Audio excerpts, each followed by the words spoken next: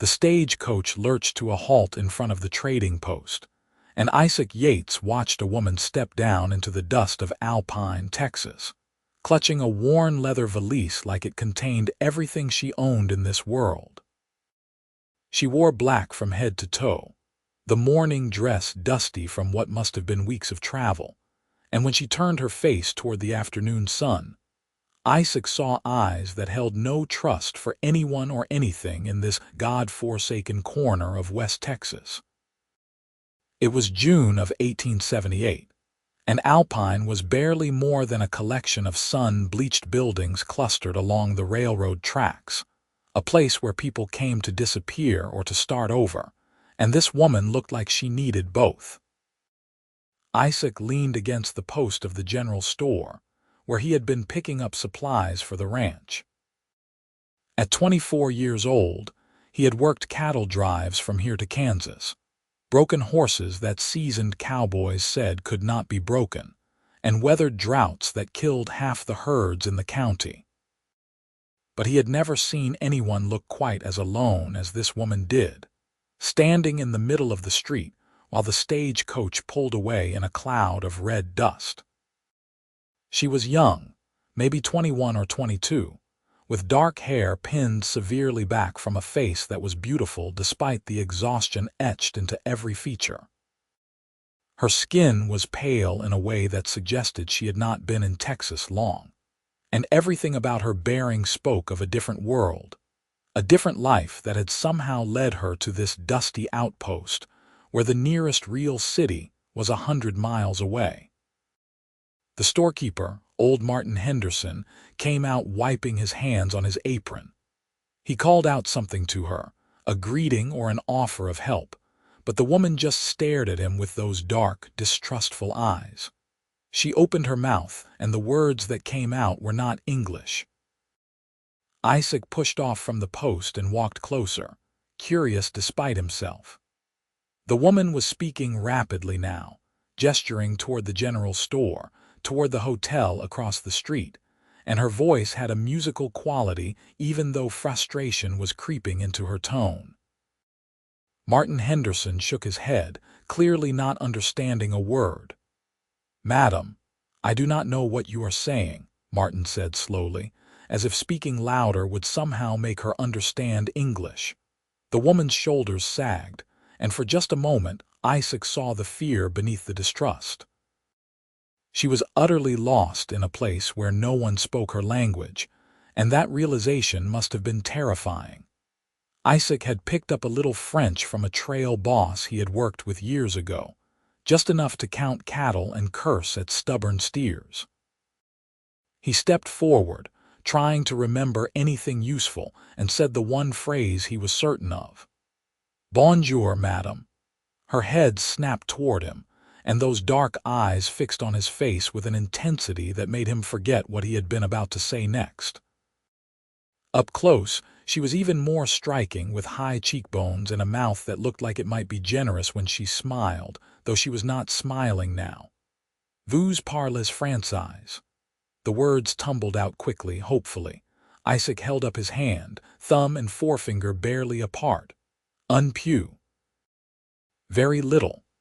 He struggled to remember how to say that in her language, but his mind went blank under that searching gaze. The hope in her eyes dimmed, but she seemed to decide he was better than nothing. She spoke more slowly now, pointing to herself. Rose Wickham. Isaac Yates."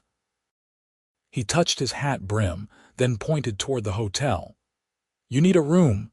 She looked at the hotel, then back at him, clearly trying to decide if she could trust him even this far. Finally, she nodded. They walked across the street together, Rose keeping a careful distance between them. Inside the hotel, the proprietor, a heavy-set woman named Mrs. Gardner, looked up from her ledger. "Help you. The lady needs a room," Isaac said. "She does not speak English, just French." Mrs. Gardner's eyebrows rose nearly to her hairline. "French? What in heaven's name is a Frenchwoman doing in Alpine? I expect she has her reasons." Isaac turned to Rose. "Chamber." He was not even sure if that was the right word, but she nodded. "How long?" Mrs. Gardner asked. Isaac looked at Rose helplessly. He did not know how to ask that in French. Instead, he held up fingers. 1, 2, 3. Rose understood that well enough. She opened her small coin purse and counted out money enough for a week by Isaac's estimation. Mrs. Gardner took the coins, examined them, and nodded. That will do for 7 nights. Meals are extra. Rose followed Mrs. Gardner upstairs, but before she disappeared, she glanced back at Isaac. There was something in that look, not quite gratitude, but perhaps a slight thawing of the ice in her eyes. He touched his hat brim again, and then she was gone. Martin Henderson was waiting when Isaac returned to the general store. "That was mighty charitable of you," he said. "Though I do not envy her, trying to make her way here without the language. Where do you suppose she came from?" Isaac loaded flour and sugar into his saddlebags. "Could be anywhere. New Orleans, maybe, or straight from France. Looks like she is in mourning." Isaac had noticed that too. The black dress, the absence of any jewelry except a simple silver cross around her neck. Someone had died, someone important enough to send her across an ocean or half a continent to this isolated corner of Texas. He rode back to the ranch with thoughts of Rose Wickham occupying more of his mind than they should have. The Triple Y Ranch, named for his grandfather Jeremiah Yates, who had claimed the land 30 years ago, sprawled across 20,000 acres of rough country south of Alpine. Isaac's father had died of pneumonia the previous winter, leaving Isaac and his younger brother Samuel to run the place with the help of 4 hired hands. It was hard work, made harder by the drought that had turned the grasslands brown and dusty, but it was the only life Isaac had ever wanted. Samuel was waiting by the barn when Isaac arrived. At 19, he was already nearly as tall as Isaac, with the same dark hair and gray eyes, though his face still held a boyishness that Isaac's had lost somewhere on the cattle trails. "You took your time in town," Samuel said, helping unload the supplies. "There was a situation." Isaac told him about Rose, about the language barrier and the loneliness he had seen in her eyes. Samuel whistled low. "A Frenchwoman in Alpine, that is something. She will not last long if she cannot talk to anyone. Not your problem, brother." Isaac knew that was true, but something about Rose Wickham had gotten under his skin. That night, lying in his bunk in the small house his grandfather had built, he found himself thinking about her alone in that hotel room, in a place where everything must seem strange and hostile. He thought about the way she had looked at him when he had spoken that single word of French, like a drowning person spotting driftwood. The next morning, before heading out to check the north pasture, Isaac stopped at the bookshop that doubled as the town's library. Mrs. Pemberton, the owner, looked surprised to see him. Cowboys were not frequent customers. "I need a book," he said. "One that teaches French." Mrs. Pemberton's surprise turned to intrigue. The Frenchwoman staying at the hotel, news traveled fast in a town the size of Alpine. "I figure someone should be able to talk to her." "That is very thoughtful, Mr. Yates."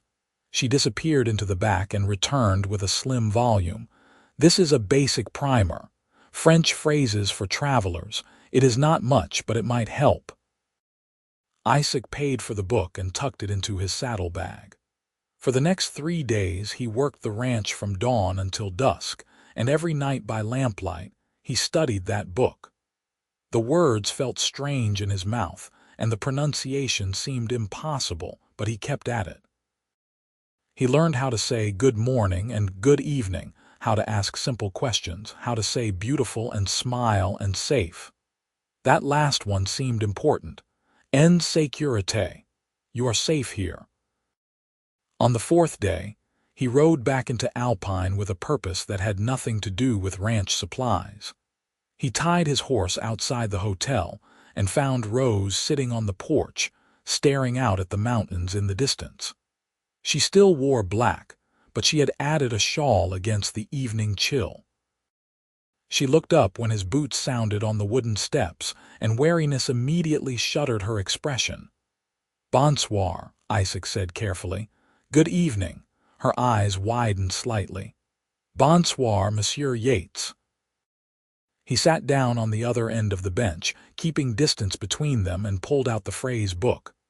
"I thought maybe we could talk." She saw the book and something shifted in her face, not quite a smile but close. "You are learning French, for me," he understood enough of that to nod. "Oui." "Yes."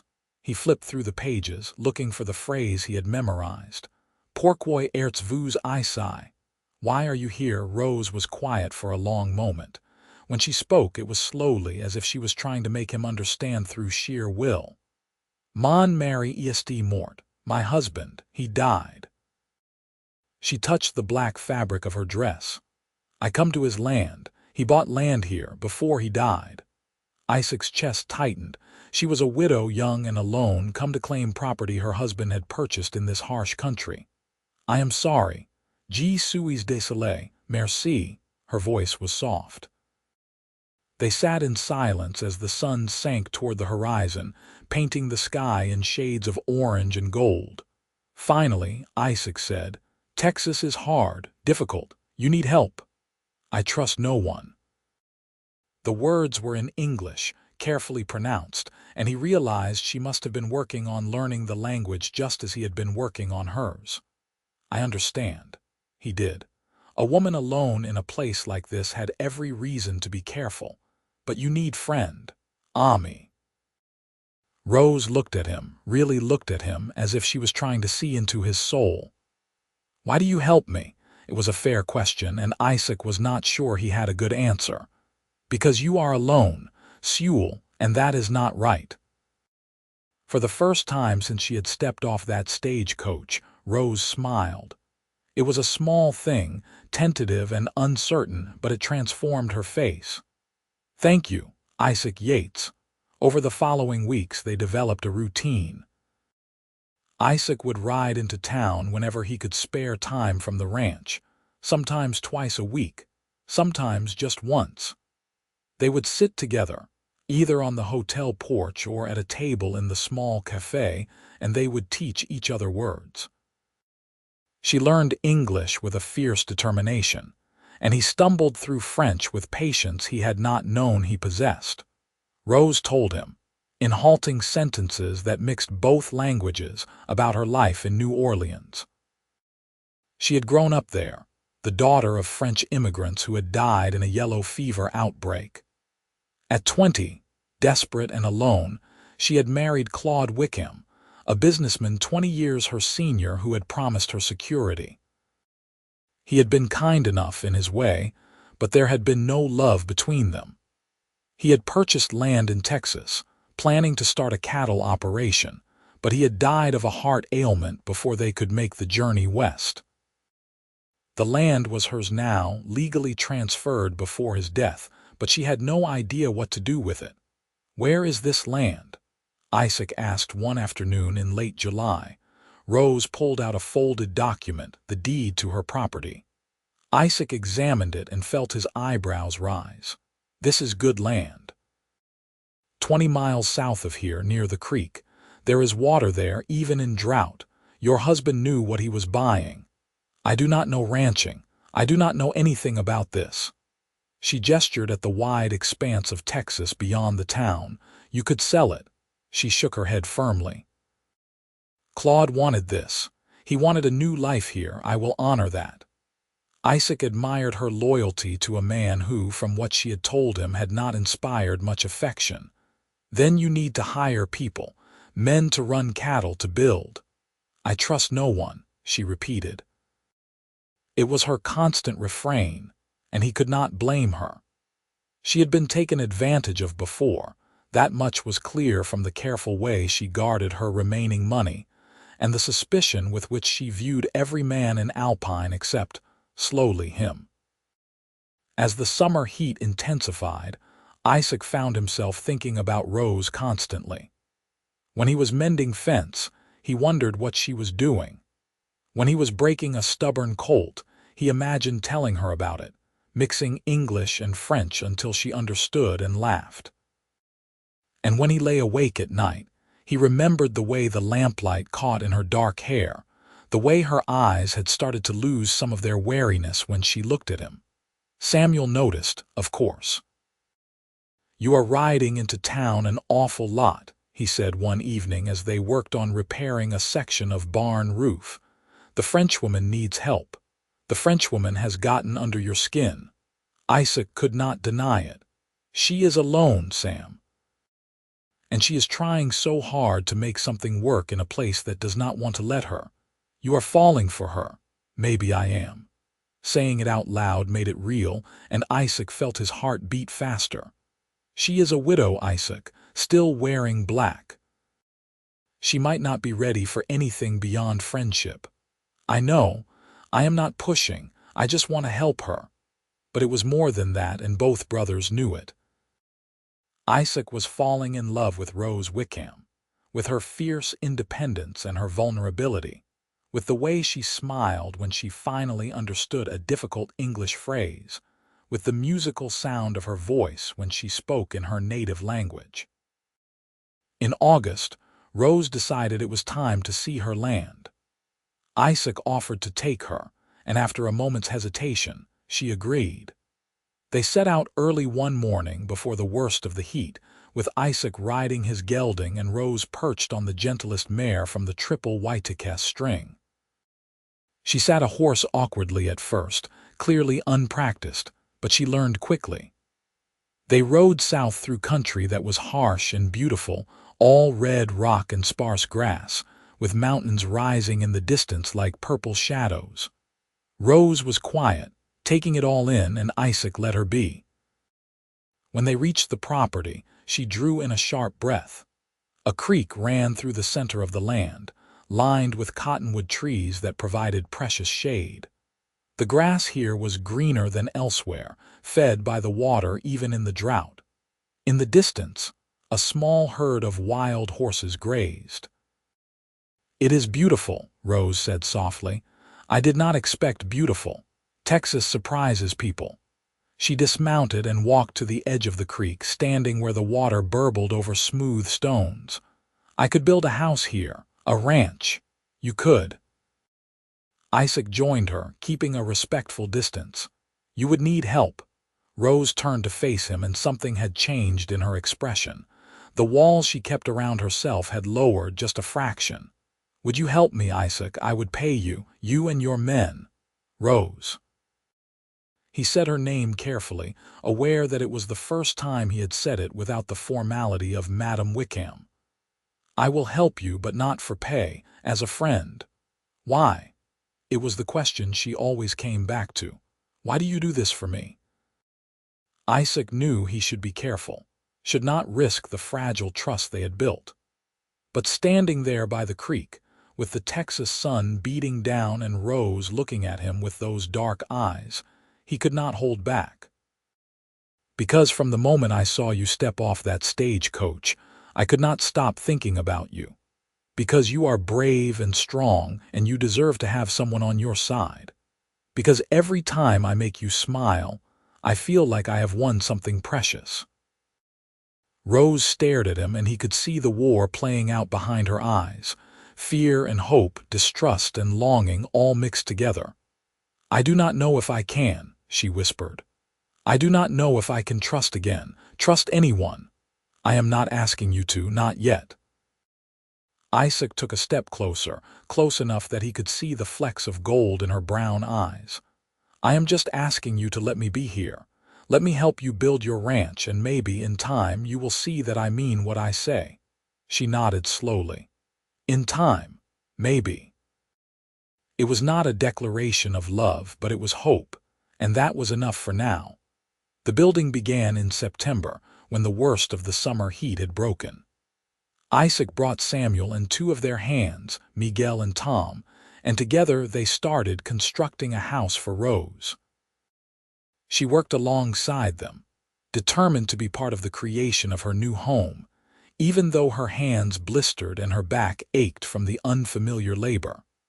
Isaac taught her how to hammer nails straight, how to saw boards, how to judge whether a wall was level. She taught him more French, and they fell into a pattern of conversation that wove between languages, creating something that belonged only to them. One afternoon, while they were taking a break in the shade of the cottonwoods, Rose asked, "What are those 10 words? The ones you learned first?" Isaac had not realized she had been counting. He thought about it, trying to remember those early days of studying the phrase book. Bonjour, hello, bonsoir, good evening, merci, thank you, belle, beautiful, sourire, smile. He paused, then added, and the phrase, en sécurité, you are safe. Rose's eyes had gone soft. You learned beautiful and smile. I wanted to make you smile. From the very first day. She reached out then, slowly, and took his hand. It was the first time she had initiated touch, and Isaac felt the contact all the way through his body. You did, she said quietly. You made me smile. You made me feel safe. I did not think I would ever feel that way again. Rose. Her name was a prayer on his lips. I am still afraid, she admitted. Afraid to trust, afraid to feel, but I think maybe with you I could learn. Isaac lifted her hand to his lips, pressing a gentle kiss to her knuckles. We have time. All the time you need. The house took shape through the autumn months. It was not large, just 4 rooms and a porch, but it was solid and well built. Rose insisted on painting it white, a beacon of light in the brown landscape. They dug a well, built a barn, and fenced pastures. Rose used some of her remaining money to purchase cattle, a small herd to start, and hired Miguel and Tom permanently to help manage them. She moved into the house in November, and Isaac felt her absence in Alpine like a physical ache. But he rode out to her ranch 3 or 4 times a week, often staying to help with whatever work needed doing. They were building something together, not just a ranch but a life, and everyone in the county could see which way the wind was blowing. One evening in December, as they sat on her new porch watching the sun set, Rose said, I am not wearing black anymore. Isaac looked at her and realized she was right. She wore a simple blue dress, the first color he had seen on her in all the months since she arrived. It suits you, he said. It has been long enough. Claude was a good man, but he was not my love. I mourned him as he deserved, but I am ready to live again. Isaac's heart was pounding. Rose, I need to tell you something. She turned to face him, and in the fading light she looked almost ethereal. Tell me, I love you. I have loved you for months now, maybe from that first day when you looked so lost and alone. I love your strength and your determination. I love the way you refuse to give up even when everything is hard. I love the sound of your voice, in English or in French. I love you, Rose Wickham, and I will keep loving you whether you can love me back or not. Tears were streaming down her face, but she was smiling. Oh, Isaac, I love you too. I think I have for a while, but I was too afraid to admit it, afraid it would be taken away, afraid I would be hurt again. But I cannot deny it anymore. Je t'aime, I love you. He pulled her into his arms then, and when their lips met, it felt like coming home. The kiss was gentle at first, tentative, but it deepened as months of longing poured out between them. When they finally broke apart, both were breathing hard. Marry me, Isaac said. I know it is fast, I know you might need more time, but marry me, Rose. Let me spend my life making you smile, keeping you safe, loving you. Yes. The word was barely a whisper, but it was everything. Yes, Isaac, I will marry you. They were wed in Alpine on a cold January day in 1879, in the small church that served the scattered community. Rose wore a dress of cream-colored silk that she had sewn herself, and Isaac wore his best suit, the one he had bought for his father's funeral, and never thought he would wear for something happy. Samuel stood as best man, and Mrs. Gardner from the hotel served as Rose's witness. having become an unlikely friend over the months. The ceremony was simple, conducted by a circuit preacher who happened to be passing through. But when Isaac slipped the gold band onto Rose's finger and kissed her as his wife, it felt more sacred than any elaborate affair could have been. They held a reception at Rose's ranch, which was already being called the Wickham place by the locals. Neighbors from miles around came to celebrate, bringing food and well wishes. Rose moved between the guests with growing confidence, her English now fluent though still charmingly accented. She laughed at jokes, accepted congratulations, and held Isaac's hand as if she would never let go. That night, in the house they had built together, Isaac carried Rose across the threshold and into their bedroom. They made love slowly, tenderly, learning each other's bodies with the same patience they had used to learn each other's languages. Rose whispered to him in French, words of love and desire, and Isaac responded in kind, his pronunciation better now but still rougher than hers. It did not matter. They understood each other perfectly. The years that followed were not easy, because life on a Texas ranch was never easy, but they were good. The first winter of their marriage brought unexpected snow, and Isaac taught Rose how to break ice on water troughs and keep cattle from drifting in the cold. Spring brought new calves, and Rose proved to have a natural gift for the gentle work of tending them. Summer tested them with heat and drought, but the creek on their combined lands, because Isaac had merged the Triple Y with the Wickham place, kept their herds alive when others were struggling. Samuel met a schoolteacher from Fort Davis and brought her home to meet his family. Rose and the teacher, Elizabeth, became fast friends, delighting in having another woman nearby in the isolated country. Samuel and Elizabeth married in the spring of 1880, and the two couples often spent evenings together, playing cards and sharing meals. In the fall of 1880, Rose told Isaac she was expecting a child. He had been hoping for this news but had not wanted to pressure her, knowing her first marriage had been childless and wondering if that was by choice or chance. When she showed him the tiny clothes she had begun sewing, he lifted her off her feet and spun her around until she was dizzy and laughing. "A baby, Rose, our baby. Are you happy?" She searched his face, still sometimes uncertain despite all his demonstrations of love. "Happier than I have ever been." He placed his hand on her still flat stomach. "Boy or girl, it does not matter, as long as you both are healthy." The pregnancy was difficult, as Rose was ill for the first months and tired beyond measure. Isaac hovered over her constantly, much to her amusement and occasional exasperation. He brought her whatever food she could keep down, rubbed her swollen feet in the later months, and read to her in the evenings, sometimes in English and sometimes in French, which he had continued to learn until he was nearly fluent. Their son was born in June of 1881, during a thunderstorm that shook the house and made the labor seem even more dramatic. The local midwife, a capable woman named Mrs. Torres, attended Rose through the long hours while Isaac paced holes in the porch. When he finally heard the baby's cry, he burst into the bedroom to find Rose exhausted but glowing, holding a red-faced infant against her chest. "A boy," she said softly. "We have a son, Isaac." They named him Claude Jeremiah Yates, honoring both the husband who had given Rose the means to start over and the grandfather who had built the foundation they now stood on. Little Claude had his mother's dark hair and his father's gray eyes, and from his first days he was loved beyond measure. Rose proved to be a devoted mother, though she refused to give up her work on the ranch entirely.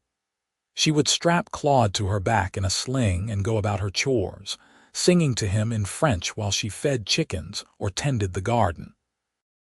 Isaac would often come in from the range to find them napping together on the porch, Rose's hand protective on the baby's back. Life settled into a rhythm that felt right. The ranch prospered, their herd growing year by year. They hired more hands as the operation expanded, and Isaac taught Rose the business side of ranching, the buying and selling and negotiating that was just as important as the physical work. She had a head for numbers and a fierce determination to see their enterprise succeed. In 1883, Rose gave birth to their second child, a daughter they named Marie after Rose's mother. The little girl had Rose's delicate features and sunny disposition, and Claude adored his baby sister from the moment he met her. The house that had seemed so spacious when they built, it now rang with the sounds of children, laughter and tears, and the constant questions that came with young ones learning about the world. On a warm evening in the spring of 1884, Isaac and Rose sat on their porch watching Claude, now nearly 3, chase chickens while Marie slept in Rose's arms. The land stretched out before them, greener than usual thanks to better rains, and the cattle dotting the hillsides were fat and healthy. "Do you ever think about that first day?" Rose asked. "When I stepped off the stagecoach and could not speak to anyone, I think about it often." Isaac pulled her closer, careful not to wake the baby. "I think about how lost you looked and how much I wanted to help you. You learned 10 words to make me smile." She leaned her head against his shoulder. "Such a small thing, but it meant everything. It meant someone cared, someone saw me when I felt invisible. Those 10 words changed my life." Isaac pressed a kiss to her hair. "They brought me this life we have built.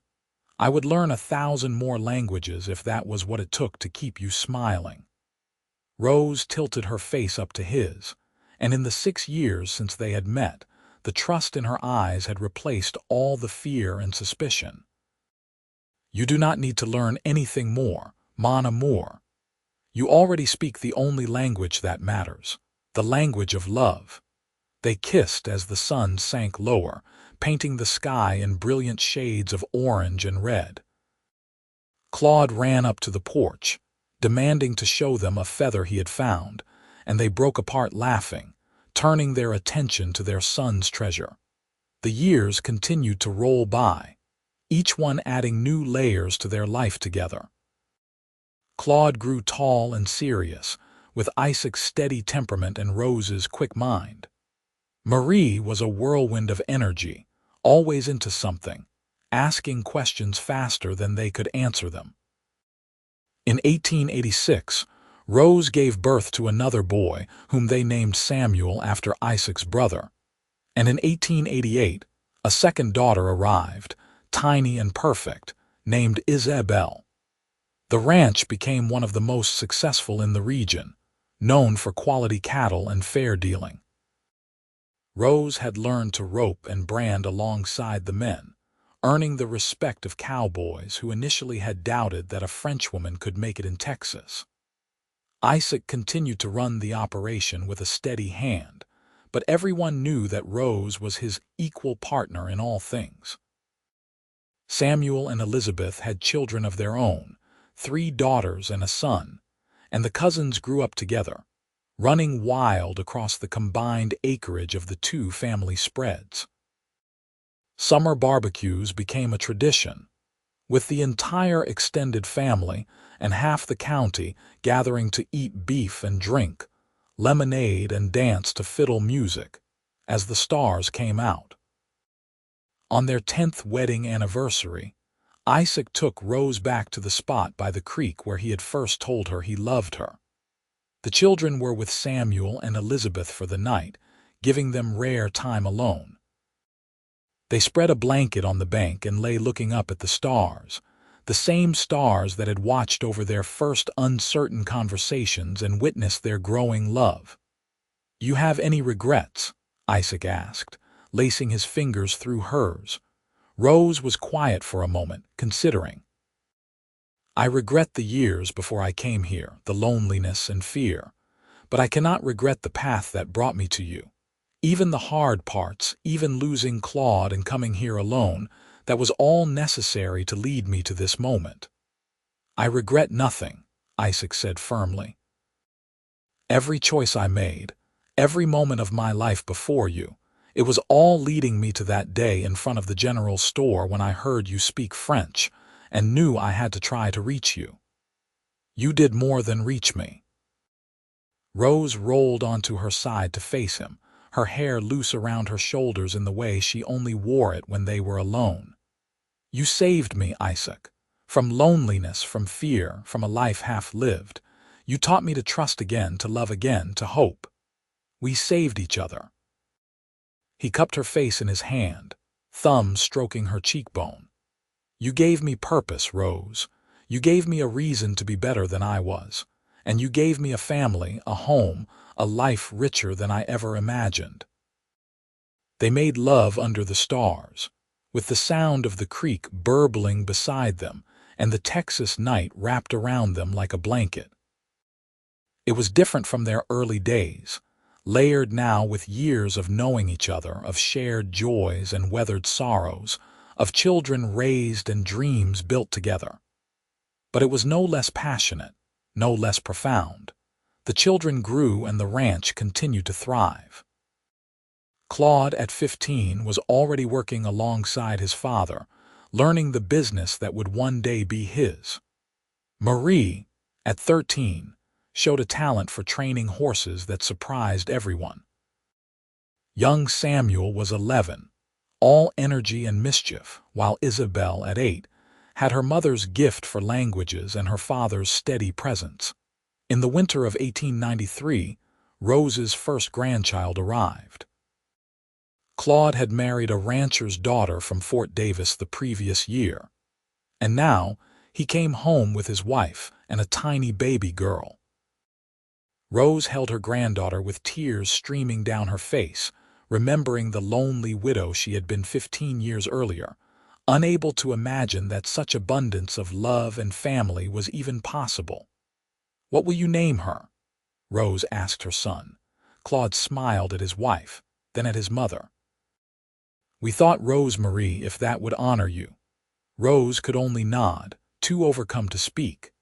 Isaac wrapped an arm around her shoulders, his own eyes suspiciously bright. They stood together, watching their son and his little family, and the circle of their love expanded once more. As the century turned and the wild frontier days faded into memory, Isaac and Rose settled into the rhythms of older age with the same grace they had brought to everything else. Their hair grayed, their faces lined with years of sun and wind, but the love between them never dimmed. If anything, it deepened, became richer and more essential. They would sit on the porch in the evenings, hands intertwined, watching the sun set over land they had tended and loved for decades. Sometimes they spoke in English, sometimes in French, often in the mixture that had become their private language. They would talk about the children and grandchildren, about the ranch, about memories from the years they had shared. And sometimes, Isaac would still turn to Rose and speak those 10 words, the ones he had learned all those years ago to make a frightened widow smile. Bonjour, bonsoir, merci, belle sourire, en sécurité. And Rose, her face still beautiful despite the years, would smile at him, that same smile he had fallen in love with when she was young and lost and learning to trust.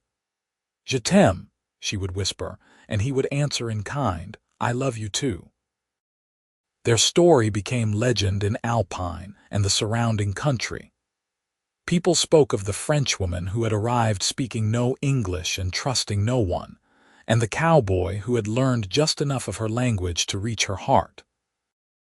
They spoke of the ranch built on love and determination, of the family that had flourished in harsh country through strength of will and depth of devotion. In the spring of 1905, Isaac and Rose celebrated their 26th wedding anniversary surrounded by children, grandchildren, and the first great-grandchild on the way. The house they had built was now the center of a sprawling compound, with cottages for the married children who had chosen to stay and work the ranch, with barns and corrals and all the infrastructure of a successful operation. After the party, after the guests had departed, and the family had scattered to their own homes and beds, Isaac and Rose sat alone on the porch as they had so many thousands of times before. The night was clear, the stars brilliant overhead, and a gentle breeze carried the scent of new grass and spring flowers.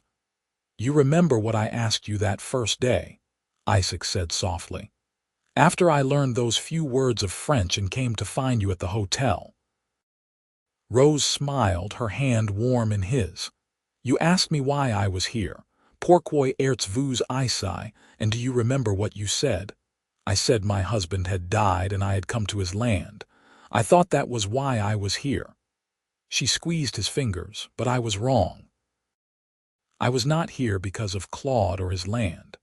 I was here because God or fate or whatever force guides our lives knew that this was where I would find you. This was where I would find home." Isaac pulled her close, this woman who had changed everything, who had turned his world from black and white into brilliant color. "And I learned 10 words to make you smile, never knowing that you would give me a lifetime of smiles in return." "Not just smiles," Rose corrected softly. "Love, trust, family, everything that matters." "Everything that matters," Isaac agreed. They sat in comfortable silence as the night deepened around them, two people who had found each other across barriers of language and culture and fear, who had built something lasting and true. The ranch would go on after them, passed down to children and grandchildren who would carry forward the legacy of hard work and abiding love. But for now, in this moment, there was just Isaac and Rose, the cowboy and the Frenchwoman, still making each other smile after all these years. Inside the house, a clock chimed the hour. Somewhere in the distance, a coyote called to the moon. The creek that ran through their land continued its eternal song, the same water that had flowed past on that day so long ago when Isaac had first told Rose he loved her. "Come to bed, mon amour," Rose said eventually, rising and pulling him to his feet. Isaac followed her into the house, into the life they had made together, into the love that had sustained them through every challenge and celebrated every joy. And as they climbed the stairs to their bedroom, he thought about how a few simple words, spoken with care and hope, had opened the door to all of this. 10 words to make her smile, a lifetime to love her. And he would choose this path again and again, in every language and every life, because some things transcended words entirely. Some things, like the love between Isaac Yates and Rose Wickham, could only be understood by the heart. Years continued to pass with the steady inevitability of seasons turning. The ranch grew and changed with them, adapting to new times and new challenges. When automobiles started appearing on the roads, replacing horses and wagons, Isaac and Rose adapted. When the world went to war in 1914, they grieved for the young men from Alpine who did not return, and they held their own sons and grandsons a little tighter. Grateful they had been spared through it all, their love remained the constant. Even as their bodies grew frailer and their steps slower, the bond between them never weakened. They had weathered droughts and floods, market crashes and personal losses, the deaths of friends and the inevitable sorrows that come with a long life. But they had weathered it all together, and that made all the difference. In 1920, on a warm June evening, Isaac and Rose sat on their porch for what would be one of the last times. Isaac, now 66 years old, had been feeling poorly for weeks, though he refused to slow down. Rose, at 63, knew her husband well enough to see what he would not admit, that his heart was tired and his time growing short. "Read to me," he asked her, and she picked up the book of French poetry that she had carried with her all the way from New Orleans, all those years ago. Her voice was still musical, still beautiful, as she read words of love and longing in the language of her childhood. Isaac listened with his eyes closed, holding her hand, and thought about how far they had come from that dusty day in 1878 when a widow stepped off a stagecoach and changed his world. "Rose," he said when she paused between poems. "Yes, my love. Thank you for saying yes, for trusting me, for building this life with me." "Oh, Isaac," her voice caught, "I am the one who should be thanking you. You taught me that the world could be good again, that I could be happy again. You gave me everything." "We gave each other everything," he corrected gently. That night, Isaac died peacefully in his sleep, with Rose beside him as she had been for 41 years. The grief that crashed over her was immense, a wave that threatened to pull her under. But she was stronger now than she had been at 21, and she had a family that surrounded her with love and support. Claude and Marie and Samuel and Isabel came home, bringing their own families, filling the house with the noise and comfort of those who loved them both. They buried Isaac on a hillside overlooking the creek, with a simple stone that bore his name and the dates of his life, and the inscription Rose chose. "He learned 10 words to make me smile and gave me a lifetime of love." Rose lived for another 12 years after Isaac's death, continuing to run the ranch with the help of her children, continuing to be the fierce, determined woman Isaac had fallen in love with. She taught her grandchildren and great-grandchildren to speak French, passing down the language and the story of how their grandfather had learned just enough to reach her heart. On quiet evenings, she would sit on the porch alone and speak to Isaac as if he were still there beside her. She would tell him about the grandchildren's accomplishments, about the rain they so desperately needed, about the new calf born that morning. And she would speak in French, in the language that had both divided and united them, secure in the knowledge that wherever he was, he understood her perfectly. In the spring of 1932, Rose Wickham Yates died quietly in her sleep, at the age of 75. Her children buried her beside Isaac on that hillside, their stones side by side for eternity.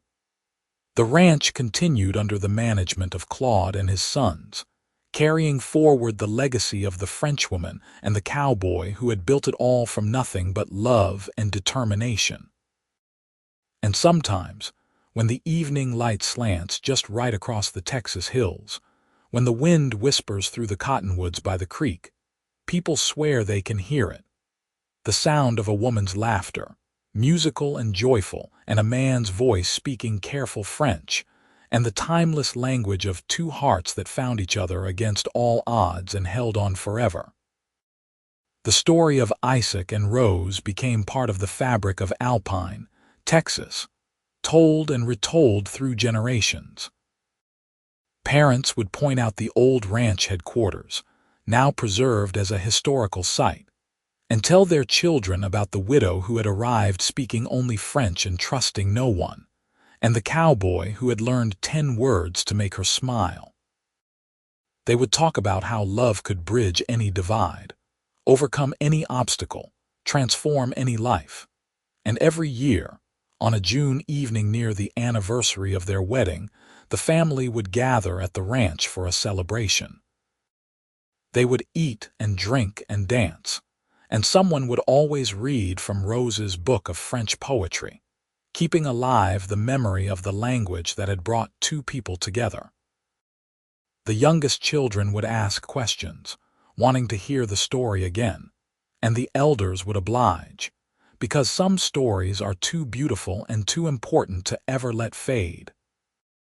In this way, Isaac Yates and Rose Wickham lived on, not just in the blood of their descendants but in the legend of their love. They had proven that trust could be rebuilt, that language was no barrier to the heart, that two lonely people could find each other even in the vastness of the Texas frontier and create something that would last long after they were gone. Their story was not one of grand gestures or dramatic rescues, though it had its moments of both. It was a story of small kindnesses that grew into deep devotion, of patient learning and gradual trust, of two people choosing each other every single day despite the obstacles. It was a story of words, those 10 precious words that Isaac had learned to make Rose smile, and the thousands more they had shared in the years that followed. Most of all, it was a story of love, pure and simple and true. The kind of love that builds ranches and raises children and weathers every storm. The kind of love that transcends death itself, living on in the land they tended and the family they created, and the memory of two people who refused to give up on each other or on the possibility of happiness. And so the story ends where it began, in Alpine, Texas, with a woman stepping off a stagecoach into a new life, and a man deciding to learn just enough of her language to reach her heart. 10 words to make her smile, a lifetime to love her, and a legacy that would endure as long as the Texas hills stood tall and the creek ran through the land they had loved together. It was enough. It was everything. It was their story, and it was perfect.